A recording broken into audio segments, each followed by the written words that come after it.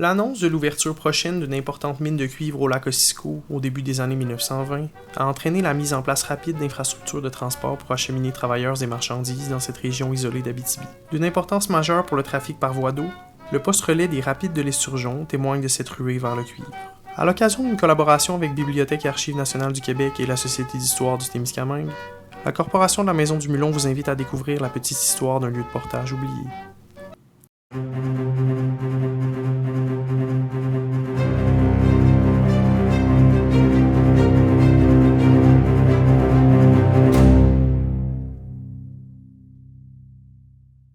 Au début du 20e siècle, des activités de prospection minière débutent en Abitibi.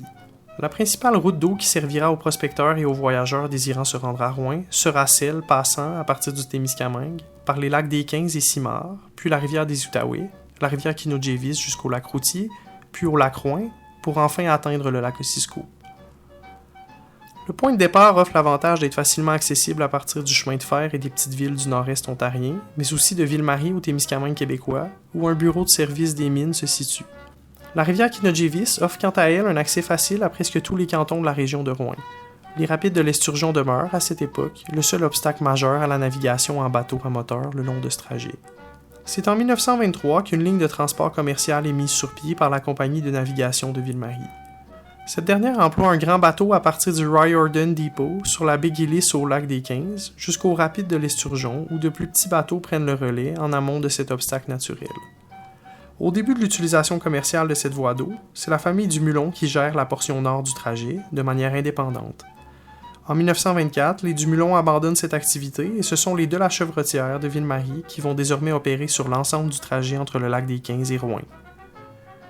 Le point de départ change pour le village d'Anglier, désormais relié au chemin de fer du Canadien Pacifique.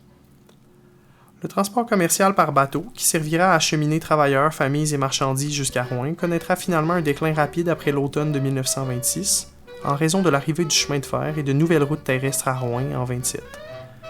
Plusieurs types de bateaux furent utilisés de part et d'autre des rapides de l'Esturgeon. Certains bateaux utilisés en amont des rapides pouvaient transporter jusqu'à 30 passagers, alors que plusieurs grands chalands transportaient plutôt la marchandise.